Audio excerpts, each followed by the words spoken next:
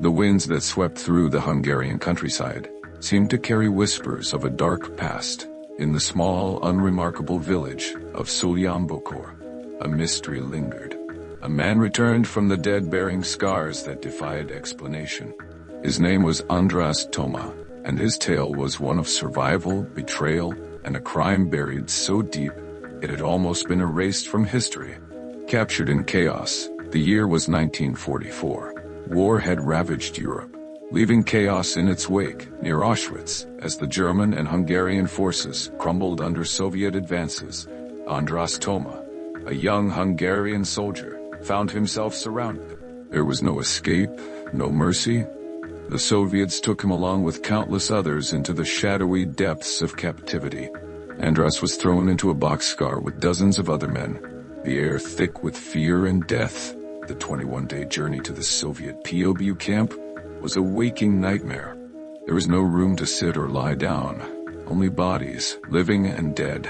Hunger gnawed at their stomachs, and every breath was a struggle. András clung to the memories of his homeland, golden fields, the scent of wildflowers, his sister Anna's laughter. But as the train screeched to a halt, those memories began to fade, replaced by the unrelenting despair of survival. The forgotten prisoner by 1947, András had vanished from any record of Hungarian soldiers. He was sent to a remote mental hospital in Kotelnich, over 600 miles from Moscow. The institution was a bleak fortress where the unwanted were discarded. The staff didn't know who he was or where he had come from. To them, his language, Hungarian, was incomprehensible gibberish. They dismissed him as another broken mind, labeling him with a diagnosis of psychoneurosis. András's identity was stripped away piece by piece until he became a ghost. He spoke of the witch with steel teeth, a nurse whose cruelty haunted his days. She shaved him with rough, unfeeling hands and kicked him when he dared to resist. Her boots echoed in the sterile hallways, a sound that struck fear into the hearts of the patients. For decades, András lived in limbo, his Hungarian tongue and memories his only connection to the world he had lost. The hospital walls seemed to close in, holding him captive in a prison of the mind as much as the body.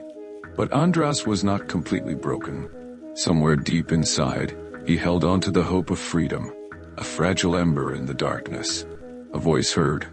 In 1997, a chance encounter changed everything.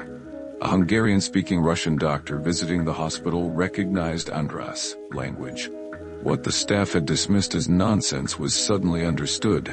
The discovery sent shockwaves through both Hungary and Russia, sparking questions no one wanted to answer. How had a Hungarian soldier been left forgotten in a Soviet hospital for more than half a century? By 2000, András was brought home to Hungary, but the man who returned was not the same young soldier who had left decades before. He was frail, missing a leg, and his eyes carried the weight of years spent in isolation to the public. He was a symbol of resilience. To his family, he was a stranger. The reunion, Anna Gabelia, András' half-sister, sat glued to her television when news of his return broke. The man on the screen looked lost, his gaze distant, yet something about him struck a chord. She couldn't explain it at first. Perhaps it was the shape of his ears or the slope of his neck. Against her husband's protests, Anna pursued the possibility that this man was her brother. "Do you want to embarrass yourself?" Her husband had scoffed. "Hundreds of families think he is their relative. Why would he be yours?" But Anna couldn't ignore the pull of her intuition. DNA tests confirmed what her heart already knew. András was her brother. The reunion was bittersweet. When András arrived at Anna's home, he was silent and guarded. He clung to his old army cap and wrapped himself in a coat, refusing to engage with anyone. He flinched at Anna's touch and spent hours staring out the window, lost in thoughts no one could reach. A house of shadows over time. András began to speak, his voice hesitant and fragmented. His memories came in disjointed pieces, flashes of a life that seemed more like a nightmare than reality. He spoke of the POW camp, the brutal train journey, and the witch who haunted the hospital. But there were gaps in his story, years unaccounted for, events too horrifying to describe. One night as Anna tended to the fire, András muttered something that sent a chill down her spine. "They erased us," he said, his voice barely above a whisper. "They didn't want us to remember." "Who?" Anna pressed, her heart pounding. András' gaze darkened. "The ones who experimented on us." Anna could sleep that night. She began to investigate her brother's past, combing through records and speaking to anyone who might have known him. What she uncovered was a web of secrets buried under layers of bureaucracy and silence. Rumors of Soviet experiments on POEUs surfaced. Programs designed to break men's minds and rebuild them as tools for war. András had been one of their subjects, though the experiments failed, leaving him mentally fractured but alive. The witch curse. András' nightmares grew worse as Anna delved deeper into his story. He spoke often of Irina, the nurse he called the witch with steel teeth. According to András, Irina wasn't just cruel, she was complicit in the experiments. He described shadowy figures in white coats, injecting prisoners with unknown substances, and subjecting them to unspeakable horrors. Anna found records of a nurse named Irina who had worked at Kotenich during the late 1940s, but in 1962, she disappeared without a trace, her personnel files sealed. No one at the hospital would speak of her, and those who might have known her had long since passed away. The more Anna uncovered, the more questions arose. What had Irina done to her brother? And why had she vanished so suddenly? A glimpse of hope despite the weight of his past, András began to find solace in the small routines of daily life.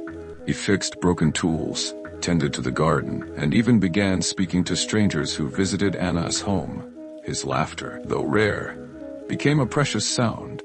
For the first time in decades, he began to rebuild his sense of identity, writing his full name for the first time in years. But the past was never far away. András often looked over his shoulder as if expecting the witch, or something worse, to appear. "They're not done," he told Anna one evening. "They'll come for me. They always do." The shadow lingers. As András' health declined, Anna continued her search for answers. She tracked down a retired Soviet officer who had served in the region during the war. His account confirmed her worst fears. The experiments András described weren't just rumors. They were real, designed to erase identities and reshape minds. They had claimed countless lives. András was one of the few who had survived, albeit at a terrible cost. "They let him live because they thought he was broken," the officer said. "But even broken men can remember." An unfinished chapter. In his final days, András found a fragile peace. Surrounded by family and the garden he had come to love, he allowed himself to smile, even as the shadows of his past loomed large. But his story didn't end with his death. It became a symbol of resilience and a call for justice for those whose voices had been silenced. Anna, now older but no less determined, vowed to continue uncovering the truth. The secrets of Kotenich, the experiments and the witch with steel teeth would not remain buried.